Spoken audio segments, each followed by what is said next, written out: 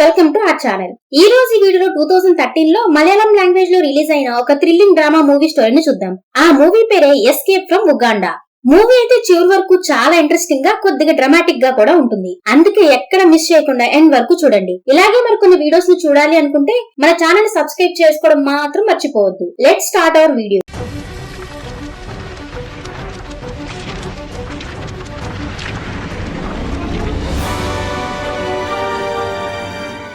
Movie మొదలవగానే సికా అనే అమ్మాయి ఒక బట్టల షాప్ ని రన్ చేస్తూ ఉంటుంది. అప్పుడే తన భర్త శామ్యూల్ తనకు ఫోన్ చేసి, నువ్వు ఇంటికి రావడానికి ఎంత సమయం పడుతుంది అని అడుగుతాడు. అప్పుడు సికా తన భర్తతో, కాస్త లేట్ అయ్యేలా ఉంది, నేనే వచ్చేస్తానని చెప్తుంది. అలా టాక్సీ ఎక్కి ఇంటికి వెళ్తూ ఉండగా టాక్సీ డ్రైవర్ తనని అదో రకంగా చూస్తూ ఉంటాడు.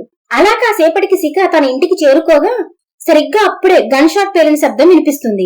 ఇక్కడ సీన్ కట్ అవుతుంది. శామ్యూల్ తన కూతురు మీనాతో కలిసి ఉగాండాకు వస్తాడు. ఉగాండా శామ్యూల్ కి చాలా కొత్తగా అనిపిస్తుంది. ఉదయాన్నే లేచి తన కూతుర్ని స్కూల్ కి రెడీ చేసి తనని స్కూల్లో డ్రాప్ చేస్తాడు.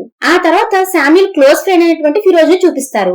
అతను చాలా సంవత్సరాల నుంచి యుగాండాలో ఉంటూ ఉంటాడు. అంతేకాదు అతను ఒక ఫేమస్ లాయర్ కూడా. అలా ఒక రోజు ఫిరోజ్ శామ్యూల్ ని కలిసి తనని చూసి, యుగాండా కొత్తగా వచ్చావు, కనీసం నీ కూతురు మీనా కోసమైనా సరే నువ్వు రెండో పెళ్లి చేసుకోవాలి అని అంటాడు. అప్పుడే నాకు అర్థమయ్యే విషయం ఏంటంటే శామ్యూల్ భార్య చనిపోయింది అని. అలా ఫిరోజ్ మాటలు విన్నాక శామ్యూల్ కూడా తను రెండో పెళ్లి చేసుకోవాలని అనుకుంటాడు. ఎందుకంటే తన కూతురుని చూసుకోవడానికి ఎవరైనా ఉండాలి అని. అలా ఆ రోజు రాత్రి శామ్యూల్ తన కూతురికి ఒక కథ చెప్తాడు. అలా కథ పూర్తిగా విని మీనా పడుకుంటుంది. మరో పక్క శామ్యూల్ టెన్షన్ పడుతూ ఉంటాడు. ఎందుకంటే తను రెండో పెళ్లి చేసుకుంటే తనకొచ్చిన భార్య తన కూతుర్ని బాగా చూసుకుంటుందో లేదో అనే అనుమానంతో తను టెన్షన్ పడుతూ ఉంటాడు. ఆ తర్వాత రోజే ఫిరోజ్ సికా అనే అమ్మాయిని శామ్యూల్ కి పరిచయం చేస్తాడు. అప్పుడు శామ్యూల్ సికాని చూసి, నా భార్య చనిపోయాక నేను మీనా రెస్పాన్సిబిలిటీని ఫుల్ గా నిర్వర్తిస్తున్నాను, నువ్వు మీరా బాధ్యతను తీసుకోవడానికి సిద్ధంగా ఉన్నావా అని అడుగుతాడు. అది విన్న సికా శామ్యూల్ ని చూసి, మీరు నాకు నచ్చారు, నేను మీనానే కాదు మిమ్మల్ని కూడా బాగా చూసుకుంటాను అని చెప్తుంది. అంతేకాదు నాకు ఒక డ్రీమ్ ఉంది, అదేంటంటే నేను ఒక బట్టల దుకాణాన్ని ప్రారంభించాలి అని. అది విన్న ఫిరోజ్ వీళ్ళిద్దరితో మాట్లాడుతూ, నాకు గౌతమ్ అనే పేరు గల ఒక ఫ్రెండ్ ఉన్నాడు, గౌతమ్ నీ షాప్ ఓపెన్ చేయడానికి సహాయం చేస్తాడు, తను డబ్బుని అప్పుగా ఇస్తూ ఉంటాడు, మీకు కావాలంటే తన సహాయం తీసుకోవచ్చు అని చెప్తాడు. ఆ తర్వాత రోజు శామ్యూల్ గౌతమ్ ఆఫీస్ ని వెతుక్కుంటూ వెళ్తాడు. అలా వెతుకుతూ ఉన్న సమయంలో గౌతమ్ ఆఫీస్ గురించి ఒక వ్యక్తి చెప్తాను అంటూ దొంగతనంగా శామ్యూల్ పర్స్ ని దొంగిలించి అక్కడి నుంచి పారిపోతాడు. దాంతో శామ్యూల్ ఎంతో ప్రయత్నిస్తాడు గానీ ఆ వ్యక్తిని పట్టుకోలేకపోతాడు. అలా చివరికి వెతకగా గౌతమ్ ఆఫీస్ దొరుకుతుంది. దాంతో శామ్యూల్ అక్కడికి వెళ్లి గౌతమ్ ని డబ్బు అప్పుగా అడుగుతాడు. అంతేకాకుండా శామ్యూల్ అతన్ని చూసి, మీ డబ్బు నేను తొందరలోనే తీర్చేస్తాను అని అనగా గౌతమ్ మాత్రం, డబ్బుల గురించి టెన్షన్ తీసుకోవద్దు, నేను నా దేశం నుంచి వచ్చిన వాళ్ళకి సహాయం చేస్తూనే ఉంటాను అని చెప్తాడు. ఈ విధంగా వాళ్ళిద్దరి మధ్య మంచి స్నేహం ఏర్పడుతుంది. మరో పక్క శామ్యూల్ సిక్కాని చూసి, మనం తొందరలోనే షాప్ ఓపెనింగ్ చేస్తున్నాము అని అనగా అది విన్న సిక్కా లోపలే చాలా సంతోషిస్తుంది. అప్పుడు సిక్కా శామ్యూల్ ని చూసి, నా కోసం నువ్వు ఎంతో చేస్తున్నావు, నిన్నెప్పటికీ నేను వదిలిపెట్టను అని చెప్తుంది. ఆ తర్వాత ఇద్దరు ఒక రెస్టారెంట్ కి వెళ్తారు. సరిగ్గా అప్పుడే అక్కడికి సిక్కా ఫ్రెండ్ అయినటువంటి ఏంజెల్ అనే అమ్మాయి వస్తుంది. నిజానికి ఆమె ఒక ఫ్యాషన్ డిజైనర్. అలా ఇద్దరు కలుసుకోగా వాళ్ళెంతో సంతోషపడతారు. అప్పుడు సిక్కా శామ్యూల్ ని ఇంకా ఏంజెల్ ని ఒకరికొకరికి పరిచయం చేస్తుంది.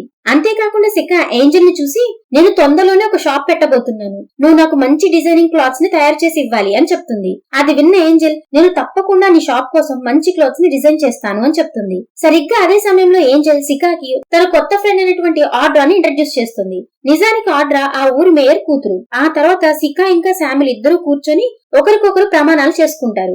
ఏ సిచ్యువేషన్ లో అయినా ఇద్దరం ఒకరిని విడిచిపెట్టి ఒకరు ఉండకూడదు అని, జీవితాంతం ఇలాగే కలిసి ఉండి సంతోషంగా ఉండాలి అని, ఇద్దరు ఒకరికొకరు ప్రేమించుకుంటూనే చాలా కాలం కలిసి ఉండాలి అని ప్రామిస్ చేసుకుంటారు. ఆ తర్వాత సిక్కా షాప్ ఓపెన్ అవుతుంది. అందరూ చాలా సంతోషంగా ఫీల్ అవుతారు.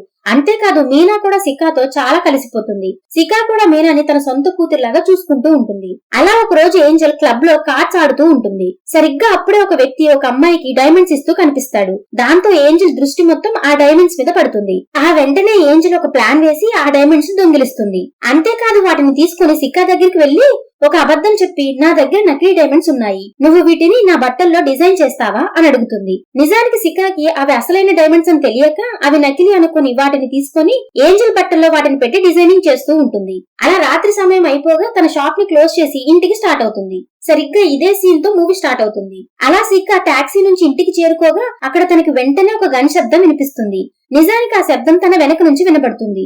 దాంతో సిక్క వెంటనే లోపలికి వెళ్లి చూడగా ఎవరో వ్యక్తి ఏంజెల్ ఇంకా ఆర్డర్ ని చంపినట్టు తనకు అర్థమవుతుంది. ఇదంతా చూశాక సిక్క చాలా షాక్ అయిపోతుంది. చాలా భయపడిపోతూ పరిగెత్తుకుంటూ ఏంజెల్ దగ్గరికి వెళ్తుంది. అప్పుడు ఏంజెల్ చనిపోయే ముందు సిక్కాని చూసి నేను చాలా పెద్ద తప్పు చేశాను, ప్లీజ్ నన్ను క్షమించు అని అడుగుతుంది. ఆ తర్వాత సిక్క అక్కడి నుంచి వెంటనే ఇంటికి వెళ్లిపోతుంది. నిజానికి సిక్క బట్టల నిండా ఏంజెల్ బ్లడ్ అంటుకుంటుంది. దాంతో సిక్క వెంటనే తన బట్టలను చేంజ్ చేసుకుని బెడ్ మీదకు వెళ్లి నిద్రపోవాలని ట్రై చేస్తుంది. కానీ రాత్రంతా సిక్క మైండ్ లో ఆ భయంకరమైన దృశ్యం కనిపిస్తూనే ఉంటుంది. ఆ తర్వాత రోజు ఉదయం శామ్యూల్ అందరికీ బ్రేక్ఫాస్ట్ ప్రిపేర్ చేస్తూ కనిపిస్తాడు. సరిగ్గా అప్పుడే కొంతమంది పోలీసులు శామ్యూల్ డోర్ బెల్ కొడతారు. దాంతో శామ్యూల్ వెళ్లి డోర్ ఓపెన్ చేసి మీకేం కావాలి అని అడగగా పోలీసులు శామ్యూల్ ని చూసి నీ భార్య ఏంజెల్ ఇంకా ఆటోని చంపేసింది, వాళ్ళిద్దరి శవాల మీద నీ భార్య ఫింగర్ ప్రింట్స్ దొరికాయి. సరిగ్గా అప్పుడే సికా పోలీసులు చూసి నేను వాళ్ళిద్దరిని చంపలేదు, ఒక్కసారి నా మాట వినండి, నేను అసలు వాళ్ళనేమీ చేయలేదు అని అంటుంది. కానీ పోలీసులు మాత్రం తన మాటలు వినకుండా తనను బలవంతంగా అక్కడి నుంచి తీసుకుని వెళ్లి జైల్లో వేస్తారు.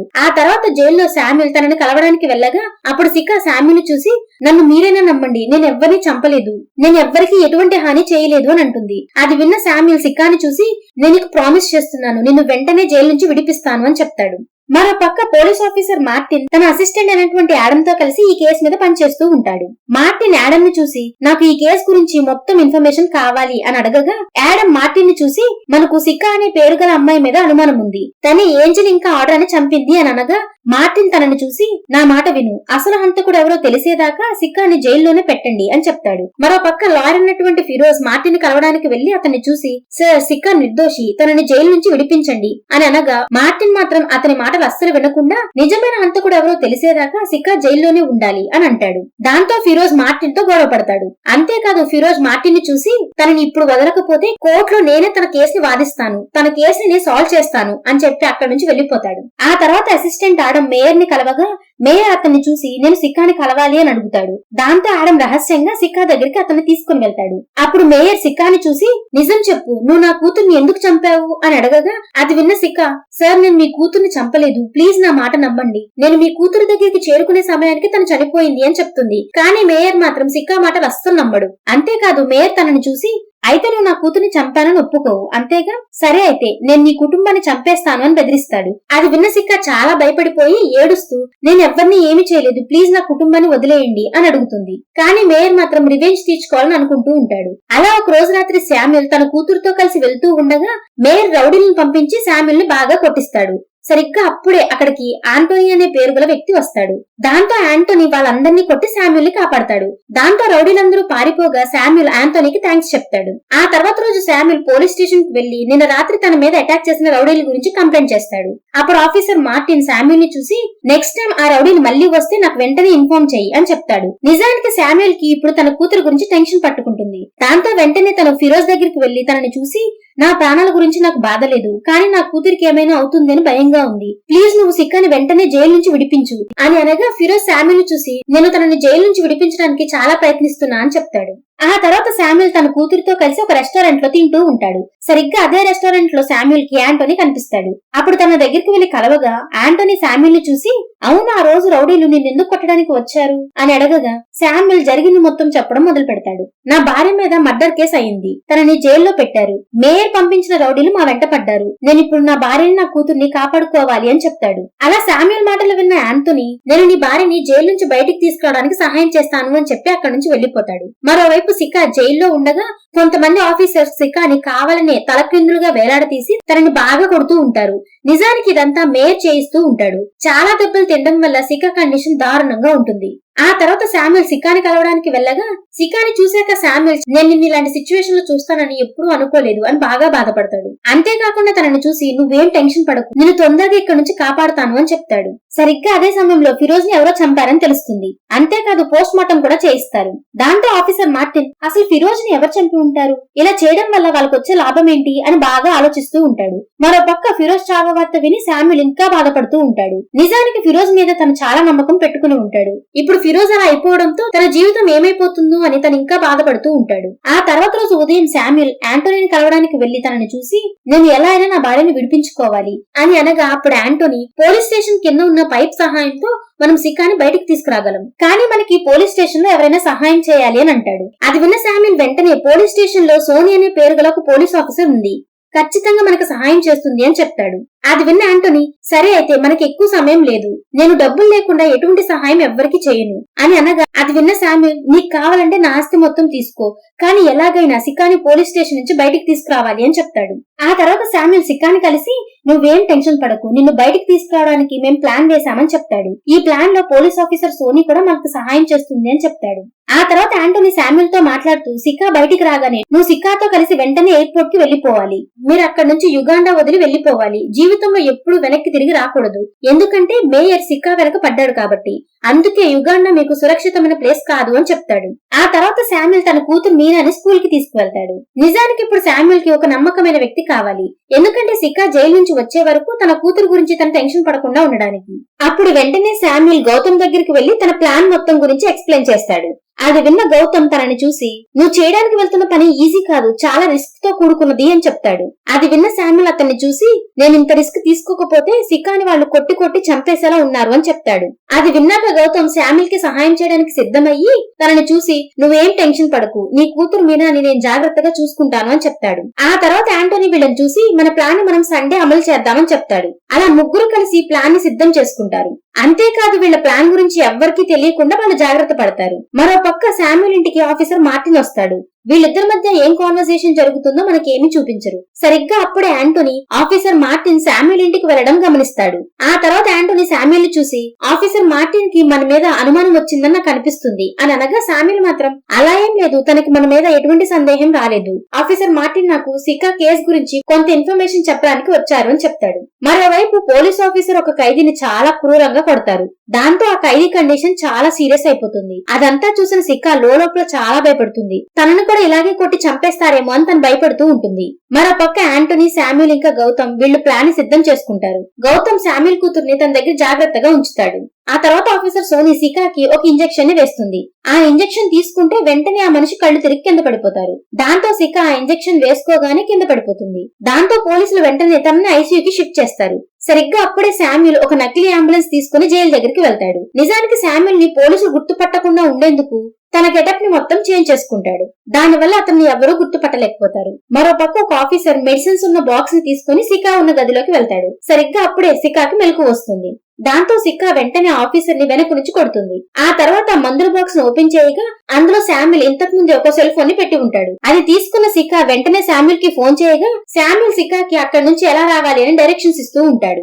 దాంతో సిక్కా నేరుగా జైల్లో ఉన్న పైపు దగ్గరికి నెమ్మదిగా ఆఫీసర్స్ నుంచి దాక్కుంటూ జైలు దగ్గర ఉన్న పైపు దగ్గరికి చేరుకుంటుంది. అలా ఆ పైపు ద్వారా బయటికి వస్తుంది. ఆ తర్వాత శామ్యూల్ ఇంకా సిక్కా ఇద్దరు ఒకరినొకరు చూసుకుని చాలా సంతోషంగా ఫీల్ అవుతారు. వెంటనే సిక్కా పరిగెత్తుకుంటూ వచ్చి శామ్యూల్ ని హక్ చేసుకుంటుంది. సరిగ్గా అప్పుడే పోలీస్ వాళ్ళు శామ్యూల్ ఇంకా సిక్కాని చూసేస్తారు. దాంతో వాళ్ళ వెంట పడతారు. దాంతో శామ్యూల్ అక్కడి నుంచి సిక్కాని తప్పించుకుని తీసుకుని వెళ్తూ ఉండగా మధ్యలో వాళ్ళ వెహికల్ పంచర్ అవుతుంది. మరోవైపు ఆఫీసర్ మార్టిన్ శామ్యూల్ ఇంటికి వెళ్తాడు. అక్కడ పోలీసులకి ఒక మ్యాప్ దొరుకుతుంది. ఆ మ్యాప్ లో శామ్యూల్ ఒక చోట మార్క్ చేసి ఉంచుతాడు. నిజానికి ఇక్కడ నుంచి పారిపోయి వాళ్ళు అక్కడికే వెళ్లాలనుకుంటారు. మరో పక్క వీళ్ళ వెహికల్ పంచర్ అవడంతో శామ్యూల్ ఇంకా సిక్కా ఒక బోట్ లో యాంటోనీ దగ్గరికి చేరుకుంటారు. సిక్కా యాంటోనీని చూడగానే చాలా భయపడిపోతుంది. తన వెంటనే శామ్యూల్ ని చూసి ఆ రోజు రాత్రి యాంజెల్ ఇంకా యాంటోనీని చంపింది మరెవరో కాదు, ఈ యాంటోనీ అని చెప్తుంది. అది విన్న శామ్యూల్ కూడా చాలా ఫీల్ అవుతాడు. ఆ తర్వాత యాంటోనీ సిక్కాని చూసి, ఆ రోజు ఏంజెల్ నీకు డైమండ్స్ ఇచ్చింది కదా, అది ఎక్కడ పెట్టావు అని అడగగా, ఆ డైమండ్స్ మా ఇంట్లోనే ఉన్నాయని చెప్తుంది సిక్కా. దాంతో యాంటోనీ వెంటనే సిక్కా ఇంటికి బయలుదేరతాడు. మరో పక్క సిక్కా ఇంకా శామ్యూల్ ఎయిర్పోర్ట్ కి బయలుదేరతారు. అలా యాంటోనీకి సిక్కా ఇంట్లో డైమండ్స్ దొరుకుతాయి. కానీ సరిగ్గా అదే సమయంలో ఆఫీసర్ మార్టిన్ అక్కడికి చేరుకుంటాడు. దాంతో మార్టిన్ ఆ డైమండ్స్ ని చూసి వెంటనే యాంటోనీని అరెస్ట్ చేస్తాడు. నిజానికి ఇక్కడ ఒక ట్విస్ట్ ఉంది. సరిగ్గా ఆఫీసర్ మార్టిన్ కి ఇక్కడికి ఎలా చేరుకున్నాడు అంటే, నిజానికి మార్టిన్ శామ్యూల్ ని మీట్ అవడానికి తన ఇంటికి వచ్చినప్పుడు ఆఫీసర్ మార్టిన్ శామ్యూల్ ని చూసి యాంటోనీ ఒక పెద్ద దొంగని, డైమండ్స్ ని అతనే దొంగతనం చేశాడని చెప్తాడు. దాంతో వీళ్ళిద్దరూ కలిసి యాంటోనీని పట్టుకోవడానికి ఇదంతా ప్లాన్ చేస్తారు. ఈ విధంగా చివరికి ఆఫీసర్ మార్టిన్ యాంటోనీని పట్టుకుంటాడు. నిజానికి ఏంజెల్ ఏ వ్యక్తి దగ్గర అయితే డైమండ్స్ ని కొట్టేసిందో ఆ వ్యక్తి యాంటోనీనే. ఆ డైమండ్స్ కోసమే యాంటోనీ ఏంజెల్ ఇంకా యాంటోనీ చంపేస్తాడు. మరో పక్క ఎయిర్పోర్ట్ లో గౌతమ్ మీనాని శామ్యూల్ దగ్గర వదిలిపెడతాడు. దాంతో శామ్యూల్, మీనా ఇంకా సిక్కా ఫ్లైట్ లో వెళ్తూ ఉంటారు. సరిగ్గా అదే సమయానికి పోలీసుల కార్ అక్కడికి చేరుకుంటుంది.